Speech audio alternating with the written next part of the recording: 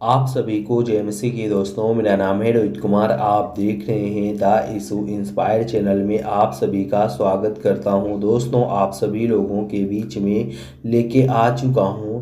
सभी मसीह लोगों को इन वचनों को पढ़ करके सोना चाहिए।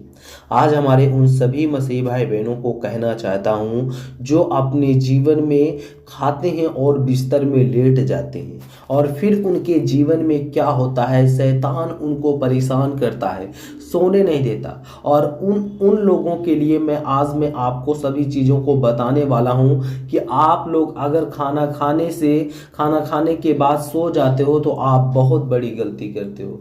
क्योंकि मेरे प्रियो, प्रभु का वचन कहता है आप लोगों को अपने जीवन में क्या करना चाहिए। आप लोगों को अपने जीवन में खाना खाने से पहले या खाना खाने के बाद आप लोगों को प्रभु के वचन को पढ़ना चाहिए और प्रभु से प्रार्थना करना चाहिए और प्रभु का हमें हर एक पल और हर एक वक्त धन्यवाद करना चाहिए। वो सर्वशक्तिमान परमेश्वर हमारे जीवन से सारे दुख और तकलीफों को आज़ाद कर देगा और वो हमें बहुत सारी समस्याओं से और बहुत सारी चीज़ों से छुटकारा दिला देगा और हम कभी भी परेशान और हताश और हमारे जीवन में कभी भी शैतानी हरकत और दुष्ट आत्माएं नहीं आएंगी। और दोस्तों, यहाँ पर पढ़ते हैं, लिखा हुआ है भजन संहिता अध्याय 4 से 8 में लिखा हुआ है, मैं शांति से लेटता हूँ और सो जाता हूँ क्योंकि केवल तू ही है यहोवा, मुझे अकेले विश्वास में रखता है। मेरे प्रियो, यहाँ पे परमेश्वर का वचन कहता है कि जैसे कि मैं शांति से लेट जाता हूँ और सो जाता हूँ। और मेरे प्रियो, परमेश्वर का वचन कहता है अगर आप लोग प्रभु के वचन को पढ़ते हो, मेरे वचनों को पढ़ते हो, तो प्रभु कहता है कि तुम शांति से लेट जाओगे और सो जाओगे। और अगर आप लोग प्रभु के वचन को नहीं पढ़ते हो और नहीं पालन करते हो, तो मेरे प्रियो, प्रभु का वचन कहता है आप कितना भी सो लेकिन आपके जीवन में शांति से नींद नहीं आएगी। आप कितना भी लेट जाओ लेकिन प्रभु आपको नींद नहीं देगा। क्यों नहीं देगा? क्योंकि मेरे प्रियो, आपके अंदर विश्वास नहीं रहेगा, आपके अंदर भय बना रहेगा। और परमेश्वर कहता है यहोवा मुझे अकेले विश्वास में रखता है, यानी वो हमें मजबूत करता है अगर हम प्रभु के वचन को पढ़ते हैं, प्रभु के वचन के तहत अपने जीवन को व्यतीत करते हैं, तो वो हमें बहुत सारी चीज़ों से और बहुत सारी मुसीबतों से छुटकारा दिलाता है। और दोस्तों, दूसरे वचन की ओर चलते हैं। यहाँ पे लिखा हुआ है भजन संहिता अध्याय 23 से 1 और 2 में लिखा हुआ है, यहोवा मेरा चरवाहा है, मुझे किसी भी बात की कमी नहीं होगी और वह मुझे हरी हरी भरी घास में बिठाता है और शांति जल के पास ले जाता है। मेरे प्रियो, यहाँ पे परमेश्वर का वचन कहता है भजन संहिता 23 के 1 और 2 में लिखा हुआ है। यहाँ पे परमेश्वर कहता है यहोवा कौन है? हमारा चरवाहा है। जैसे कि एक भेड़ी होती है, उसका चरवाहा एक गड़रिया होता है। ठीक उसी प्रकार हमारा जो चरवाहा है वो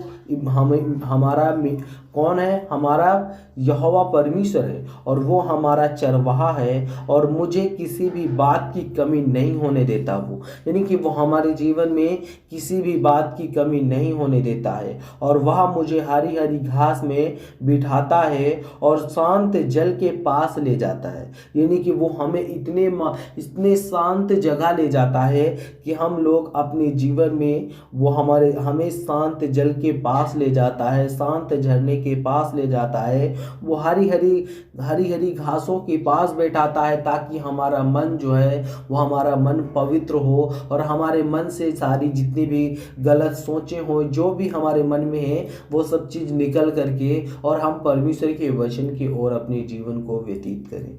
और इस बात को प्रभु का वचन कहता है। और यहाँ पे 3 में पढ़ते हैं, लिखा हुआ है भजन संहिता अध्याय 91 से 1 और 2 में लिखा हुआ है, जो परम प्रधान की छांव में बैठता है वह सर्वशक्तिमान के नीचे नीचे रात बिताता है और यह कहेगा कि यहोवा मेरा शरण स्थान है और मेरा मेरा दुर्ग और मेरा परमेश्वर जिस पर भरोसा करता है। मेरे प्रियो, यहाँ पे परमेश्वर का वचन कहता है जो परम प्रधान की छाँव में बैठता है और वह सर्वशक्तिमान के नीचे रात बिताता है। और वह यह कहता है कि यहोवा मेरा शरण और मेरा दुर्ग है और मेरा परमेश्वर जिस पर मैं भरोसा करता हूँ। यानी कि वो परमेश्वर है जो मुझ पर भरोसा करता है। और हमें भी परमेश्वर को भरपूर से भरोसा करना चाहिए, परमेश्वर के वचन के तहत अपने जीवन को अच्छे से व्यतीत करना चाहिए, क्योंकि वो परमेश्वर पर हमें विश्वास करने से हमारे जीवन के शरण स्थान होगा और वो हमें हर एक चीज़ से, यानी कि नीची रात बिताता है, वो हमारे जीवन में छाँव में ले जाता है, हमको बहुत सारी चीज़ों से बचाता है, शैतानी हरकत दुष्ट आत्माओं से वो हमें बचाता है।